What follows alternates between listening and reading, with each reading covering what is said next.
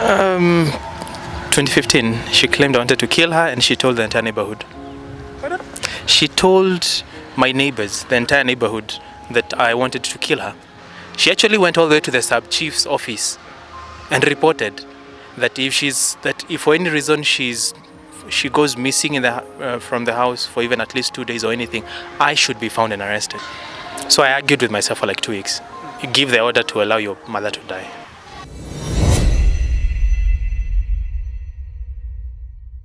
Welcome once again to Plug TV, your number one infotainment channel. Leo tuko na bazenga fulani hapa. Sitasema mengi kumuhusu. Ni aje bro? Hapo sana. Unaitwa nani? MWANGI ELIAS. MWANGI ELIAS. Unakuwa umetulia hivyo ama tu ni kwa sababu uko mbele ya kamera? Anakuwa nimetulia tu. No, MWANGI ELIAS. Nimekuwa nikikuangalia pale Facebook and the way you write your stuffs, na sometimes you rant a lot. Sana shindwa shida inakuanga wapi? Nome inakuanga gani? Ni mtu tu kujiongea. Yes. Freedom of expression. Now I would want to know, you being a Kenyan, kuna vile umekuwa ukizungumzia zile mashida umepitia as a child, mara being mistreated by your family and undergoing some pains while you're still young. Sijui kama unaweza funguka tuambie, how was it being brought up as a typical Kenyan boy? Typical. Was, I do not think it was typical per se. Ordinary, yeah. Because now I was born to my mother, raised alone. I'm an only child. My mother was unmarried to her last day, and things were pretty stable. Yeah, mimi siwezi sema ati tulishi na umaskini ingine naonanga Nairobi, hapana. But we had our own struggles. Let's say we have a history of family clashes that found themselves in the house between mother and child. So my mother had her own heart, and they say that hurting people hurt others, and a broken person raises a broken child. So those are the problems that zilikuanga. So you are like your mother used to mistreat you, ama? I don't know whether to call it mistreatment. It feels, if I say it's mistreatment, then it makes my mom the bad person. Yes. Why I will not use mistreatment is because my mother, in her last 5 years of existence, we learned she was bipolar. So she had a mental illness which she had lived with, and she did not know. So a lot of the things she did were reactions. Sikupenda kwake. There is a part of her that was conscious, yes, but you don't blame a patient for being sick, do you? So like nini alikuwa nakufanyia sometimes unakwazika? Sababu kulingana venye ulikuwa unaandikanga vitu paka anashindwa. Kuna vile unaandikanga Facebook inakaa paka mtu anakaa, your mother used to be a bully, like a dictator, something like that. My mother is a strong woman. Very, very strong. So is my grandmother. So it's a history where it is a broken lady with her own personal struggles, raising a child in a society that judges her, in a career that was very demanding, and also her being the anchor of her extended family. And you say there's only so much that a person can handle. So for a bipolar person with all these responsibilities, they'll need to vent. So utapigwa. Yes, mtu atakuja, maybe you didn't do homework. One slap becomes kicks and 1,000 things, you'll be starved. One day we are driving, na kumbuka kitu tulifanya 3 years ago, and snaps. Anza kusikia mtu ataka kukugonga ama kuangusha gari cause ulimkosea sijui when you were 3 years old and that time you're 10. Yes. So it is someone dealing with their own problems, unhealed. Na ni nyingi, vile unaona tu nikiandika, unarushwa nje leo, kesho unatukana, unaambiwa ni shetani, siku nyingine unaambiwa unataka kumuua. Drama tu. As in, my life is just drama. It's just, if drama was to be in poetry, then probably it would bear my name. Yes. So let me ask you, what did your mother do to you at a particular point to feel now it is over? Like, yani, you felt like disowning her. me, I'm just interested with the way you write your things. Yeah, Paco, sir, I'm just curious, nijue, what is it that your mother ever did to you so badly that hurt your feelings? Ikafika mahali pako naandika vitu kama hizi.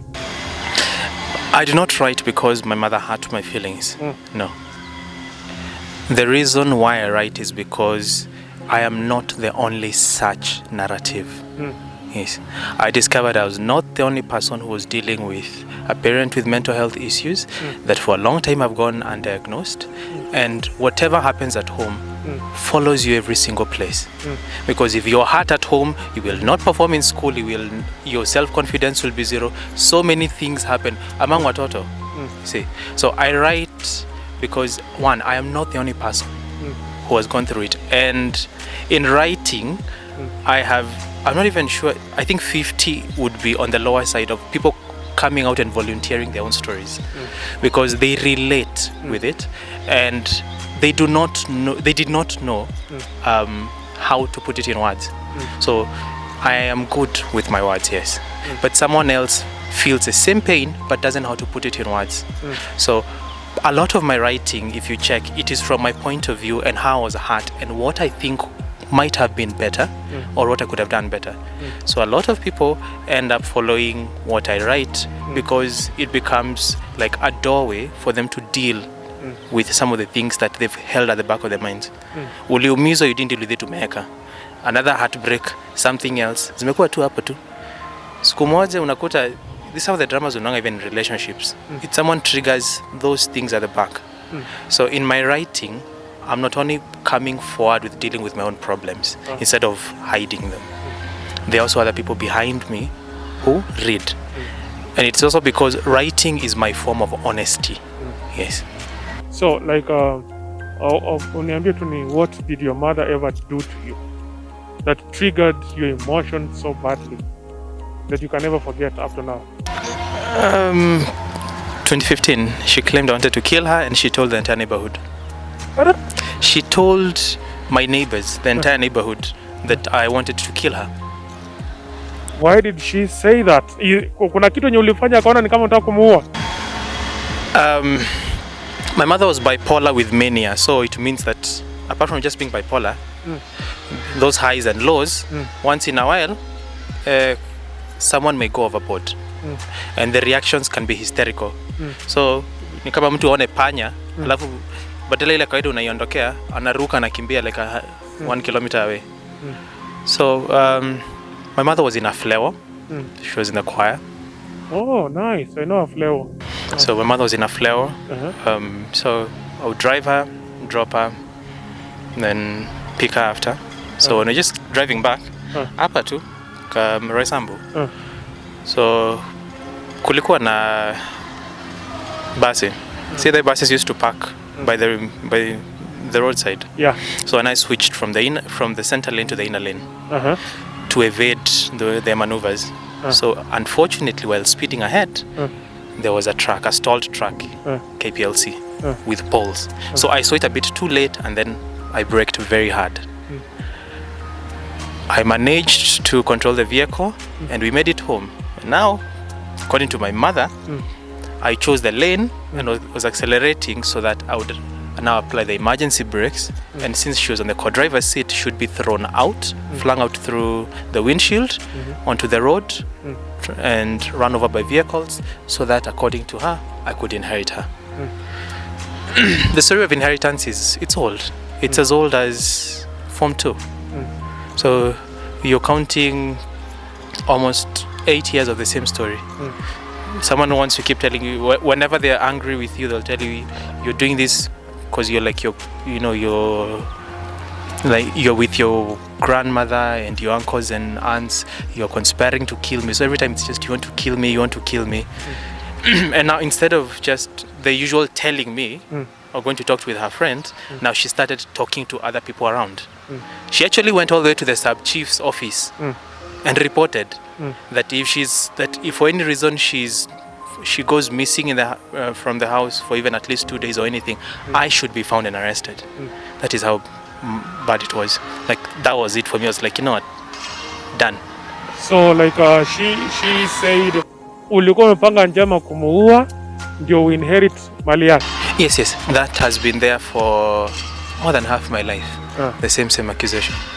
Well, and now how did the story go on? Ulianza kutengwa na majirani ama what happened in your life? Jirani akiambiwa hadithi kama hiyo atakuongelesha? Watoto wake watakuongelesha? Yes. So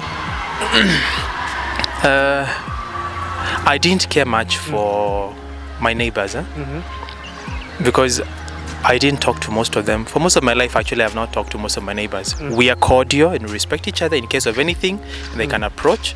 But we've never been close to the extent of just holding just regular talk. So the opinion of me has never really mattered as much. So, and did the police start looking for you after his allegations? Well, she wasn't dead, so why would they? Now, and when did your mother pass on? November 30th, 2017. 2017. Yes. And the reason behind her death? My mother started acting unwell, recording fevers, and she had fevers for around 2 weeks, and then had poor feeding. She was at home, so she took sick leave for 2 weeks. By then I was done with college, so I would go check on her, stay with her as I do other things. So I noticed now sick leave 2 weeks is over, but now she's even having mobility issues. So now I became a personal driver, so I drive her to work. Started noticing now she's become a bit too lazy, so she stayed home for another 2 weeks. She asked for another 2 weeks, and she was on call. She was a medical doctor. So she was on call, and now things weren't going as well. By then, I'd already had my own diagnosis of severe clinical depression. You were also depressed at that time? Yes. My first diagnosis was 2014. The second one was in September of 2017. Now that one needed intervention because it was severe. My body was just down. So I had pills for anything, for sleeping, to boost appetite, just to keep. I was almost vegetative. So my mother having been staff at Kenyatta National Hospital, I was also going there for therapy. So I would report there for therapy twice a week. And so I noted to my therapist that my mother was not doing well, and it was not helping, because now you would start off at within 2 weeks my dosages doubled. So you start at 50 milligrams of a certain medicine. Within 2 weeks you're going to 100. Then the next week it goes to 150. So now I explained to them that things were not fine, because now my mother had mobility issues, could not eat, was only doing fluids, and was just in the house. She couldn't even go up the stairs. So I talked to them, and they passed a message up, because now you see she was an employee. So Kenyatta Hospital actually gave us an ambulance, and it came all the way home. So we picked her. It was really hard convincing her. Yes. For a lady who was convinced that everybody wanted to kill her, now imagine now telling her that she's unwell and she needs to go to hospital, to the people she claims want to kill her. So we convinced her. We went there. We found her. She was anemic, and with anemia now, someone now becomes delirious, so they can think anything. So went there, stabilized her for some time. She was in and out of HDU in Kenyatta, but she didn't make the 2 months. Her body just collapsed. It was a bit too late. Actually, they could have extended her life, but now it would be at the expense of now the both of us. So it was a strange thing. There is what is called a DNR, a do not resuscitate order. Something I was told to sign after she had her 5th cardiac arrest, because now she had 1 cardiac arrest, and they had to put her in. They had to induce coma to stabilize her. Then now she had several, and now went into a coma on her own. And yes, they could have maintained her on life support, but now her colleagues, also the hospital, they sat me down. We discussed at length most of the things, and they asked that I should sign a DNR, because now things weren't looking as good. So I argued with myself for like 2 weeks. give the order to allow your mother to die. So like they were just wanted you to give, now hiyo kitu inamaanisha you give orders. Do not resuscitate is you allow the hospital, you have a critically ill patient. Okay, this is a person whose possibility of coming back and even leading a normal life is minimal. Yes, it's not zero, but it's minimal. Because now even if they come out of hospital, they may have organ damage, memory loss. You're going to start back. You know, you're starting from scratch. It's like an adult. It's like a child in an adult's body. There's a lot that you'll have to put in. So, and also noticing that now she had already several cardiac arrests. See, now it was only fitting that now the hospital approaches you and they tell you that this is the condition of your patient, and this is how small a chance there can be. So it was not easy. Yes. The day I worked myself to now go and sign was the day she passed on So Haun. the day that you wanted to sign the papers, that's when she... That's the day she passed on Haun. Yes. Now, how was the experience knowing that your mother passed on? I don't. It's a conflict. It's like a war. Yes, because one, I watched her breathe her last, literally. No, watched the machines are just beeping off, and you're seeing her struggling to breathe her last because the heart has stopped, and so now the normal, let's call it like a death decline, is going on. So I watched her breathe until everything stopped completely. And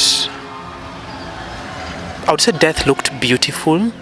Let me use that word. Death looked beautiful. Yes, because she was at rest. Yes, for a woman who had struggled for all those years, she finally found some peace. Her body at least was at peace for once. Yes.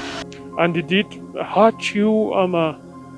How did you react to the news that your mother was gone? Well, I watched her die, so that's a conflicting part, because watching her die means isi hadithi ya kuambiwa. See, so I have seen it, and I know. My mother raised me. There's a small part where my mother raised me for eventualities. Yes, she had issues with the extended family and always talked about. It's like she had premonitions of her death, but this is since I was like 10. So there was always that eventuality at the back of my mind. She always talked about if this happens, if this happens. Say. So there were so many ifs all along. So technically she had prepared me for it, but she had not prepared me on how to deal with my own feelings for it. Because remember, we were just two. We lived, the two of us. All the drama you see me write was just the two of us. So there was as much love as there was hate and anger. See, so there's a conflict. I was really hurt deeply, but then now I had also burial preparations. We are Kikuyus, so we bury in the shortest time possible. If you can do it within a few days or a week or at least 2 weeks. And now I was the only one who could approve anything. Yes. So now it's that moment when you've lost someone, you're numb. Initially, usually numb. You don't know what to feel. You've not processed. Every day, for those 2 months, every day you went to hospital, there was always a report. It was never good. You see, even when she would go into HDU, go into a coma, then come, you'd still find after some time you start having other issues, breathing problems, kidneys. Then she's becoming anemic again. So for me, it was a period where I was just, let's call it a marathon of problems. Remember, on the side, I am also very, very unwell. Yes. So I am already dealing with depression. And I am not in the best of states to process most of what is going. Yes. So it's that time your brain is just like taking notes. This has happened. Okay. This has happened. So you try dealing with things and you find, you know what, it's too much to deal with at any one point. So from that part till possibly the end of that year, I was on like a zombie mode. Thinking that when you've gone through too much, sometimes you look at the people around you. Like, now imagine my housemate. someone else gets to worry that one day ataamka nikute niko maiti. Ni maiti tu kwa nyumba.